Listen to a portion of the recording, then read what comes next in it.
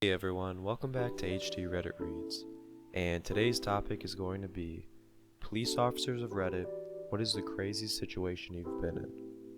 Let's get into it. Showed up to a call once about a baby crying nonstop for hours and no sign of an adult being home. We went into the house and I followed the sound of the crying baby upstairs to find an 18-month-old with her arms duct taped to the crib. I undid the duct tape and it was obvious this was not the first time it had happened. I brought the child downstairs and outside. The mom was walking up the sidewalk of the housing unit and flipped shit on me. I handed the child off to the patrol and cuffed her. It was the most satisfying clicking of handcuffs I had ever heard. My dad's friend, who's a cop in NC, told me that some teen tried to steal an electric shopping cart from Target with a fuck ton of shit in it and tried to outrun the cops, but the cart only went 5 miles per hour for like 25 meters, then the battery died. The cop just asked him to push the cart back since it died and return the stolen items. Dad tells the story of a guy he knew who kept getting caught for writing bad checks. He was such a big guy he wouldn't fit in the police car, so they would just meet him in the magistrate office and write him tickets. I know, some trust. But a year or so after this kept happening, he got a call that there was a domestic dispute at the house. So they rush over there, and he's got an axe in his hand sitting in the front porch all bloody. They approach him and tell him to put the axe down, which he does, and proceed to tell him that his wife is in the bathtub, or at least her head is. But the guy was completely open and cooperative, didn't run or anything. Asked if he could meet them at the magistrate office, and Dad was like, "Yeah, nah dog, you're gonna have to get in the car this time." Responded with my partner to a welfare check on an elderly gentleman. Knocked on the door, walked in and couldn't find him. Went to his garage and found him asleep behind the wheel. He tried to commit suicide by asphyxiation. Thing is, he only had a small amount of fuel and it was a new Civic. He was pissed when he woke up that I wasn't St. Peter. A guy in a sports team I played in is a drug squad cop and told us the following story. They had staked out a meth lab house for a while and surveillanced the house with the pinhole cameras for some time. They noticed that the occupants were becoming increasingly erratic. Someone senior suggested it was due to them not replacing the filters in their protective masks. Anyway, at some stage, they decided it's time to go in. So Tactical will enter and grab all the guys and clear the rooms.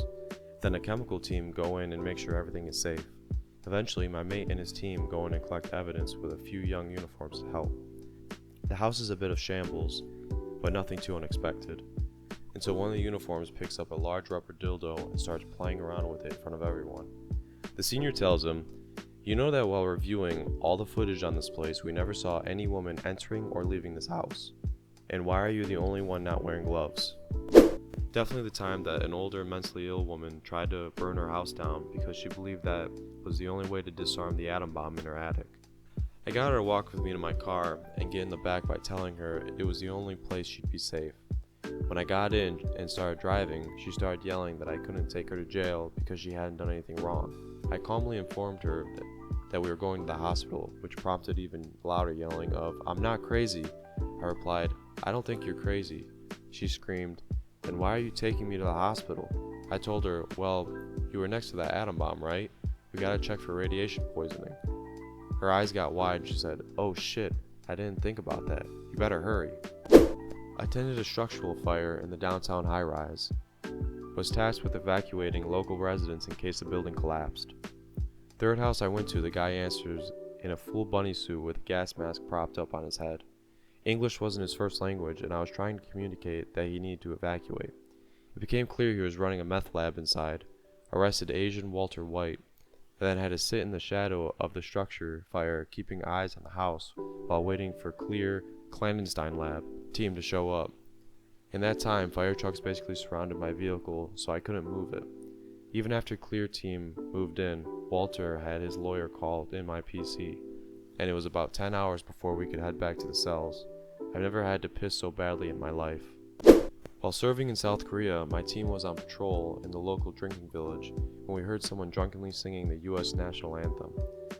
At a loss for where this individual was, we finally looked up and there he was, tightrope walking on the ledge of a building 3 stories up.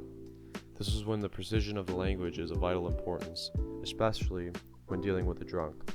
The sergeant on the scene said, "Hey, come down here." The drunkard said, "On my way," and proceeded to step off. Under the impression I was about to witness my first death, I was in shock. Through some bit of weird luck/science, he glanced the hood of a slightly misted Daewoo truck and slid down to the ground. We ran over to him and he said, "Hey guys, how's it going?" He had open fractures on both femurs, and after some makeshift splinting and controlling the bleeding, he was transported to the nearest hospital. Soju is a hell of a thing. First time my brother arrested someone was really funny. He and his training officer were working the graveyard shift and got a call for suspicious activity at a house. They arrive and the homeowner says there is someone sneaking around his house that shouldn't be there. So they start looking around with their flashlights. Grass is really overgrown in the backyard, and my brother notices one of those Fisher-Price kids' car, yellow and red plastic car, moving on its own. They found their guy, naked and high as fuck, trying to hide under the kid's toy and crawl away. Training officers say, "Well, he's yours, rookie," and had my brother cuff him. Guy didn't want to go to jail and put up a naked fight. Not a cop, but a cop friend of mine in SC Washington, D.C. He got a domestic disturbance call and arrived to a calm scene. The husband explained he and his wife had been arguing, and that she had gone over the top, but they were both fine now. The wife confirmed the story, but stated she didn't want the husband back in the house that night. My friend asked if the husband had a place to go, and he agreed that he would go to his mother's house for the night. The husband left, and then my friend and his partner left soon after. About an hour later, they got a call back to the same house. When they get there, the husband is in the kitchen dead. The wife explains that right after the police left, her husband came back and resumed arguing with her. He got in her face and she stabbed him in the neck with a chicken bone, hitting his carotid artery. Not a police officer, but I know one. I'm sure he has a million stories, but my favorite that he's told me was the time he was called to a local Mexican restaurant. When he arrived, he was directed to the Cadillac in the parking lot that was rocking, if you get my drift. He knocks on the window and a butt-ass naked 80-year-old woman gets out, pissed off that someone interrupted her getting laid. Her 80-year-old husband was lying naked in the vehicle still. This woman stood outside her vehicle, completely naked for a solid 5 minutes, arguing with my friend about how she should be able to get laid whenever she wants. There's more to the story, of course, but as I'm not the first-hand storyteller, I can't do the story proper justice it deserves. He didn't arrest them, even though she stood naked outside for 5 minutes, so she got off easy, pun intended. Former PO. I'll try not to make this long. Early morning, about 1 hour before I had to end my shift, dispatch said to go lights and sirens to an address. A pit bull was actively mauling an elderly woman. I get there and the woman is practically hanging on to her life. Blood all over the home. I tased the dog twice before it responded. A canine unit had a muzzle and a strong leash. Dog was eventually put down. Woman survived.